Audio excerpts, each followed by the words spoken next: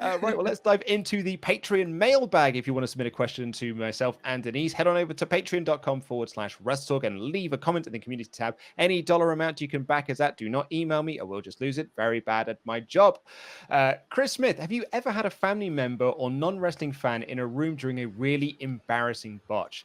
I remember my brother passing through when I was watching TNA Lockdown 2006. Chase Stevens attempted a shooting star press off the cage, and all 4 of his opponents failed to catch him. Needless to say, my brother was not sold on TNA. I don't know if my family has ever walked in, or like someone I know walked in on a botch, but I have thought there are certain moments when I've watched wrestling where I was like, God, I hope my wife does not come in at this point.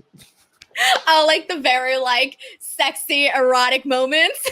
I get you 100% on that. Yeah, particularly like when, you know, the first episode of Raw Underground, when they had the sexy dancers, I was like, God, I hope Kate does not come in now. Oh, but that's not too bad, though. I mean, we've seen a lot worse happen in the company where it's like the sexy dancers probably wouldn't be at the top of my list. So I have one, not a botch, though, but similar to you. So when I was younger, you know, obviously at that point in my time, I was a teenager. I didn't have a boyfriend yet. I didn't really know much about my sexuality or anything like that.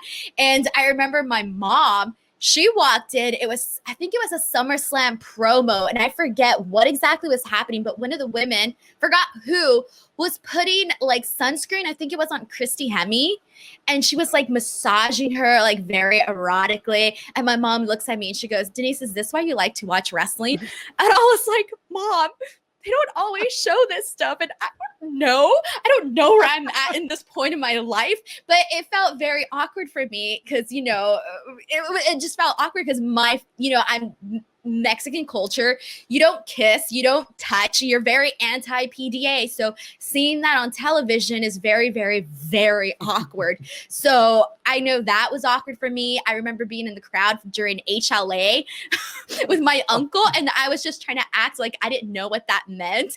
And there was times where my uncle would take me out of the room, you know, when I was a lot younger, and I couldn't see certain stuff because back then it wasn't PG. It was certainly not. Story that always comes to mind. It's not a personal story. Remind me, it was the first Attitude Era podcast live show I went to in London.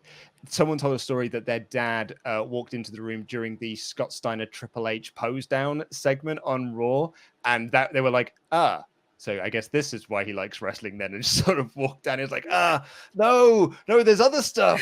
There's those stories that I like. Exactly. Oh my God, exactly. And if people don't watch wrestling and they don't know that every now and then that stuff is thrown in there, it can be very awkward. I love that how it's happened to people. Everybody has that in the back of their head. God, please don't walk in right now.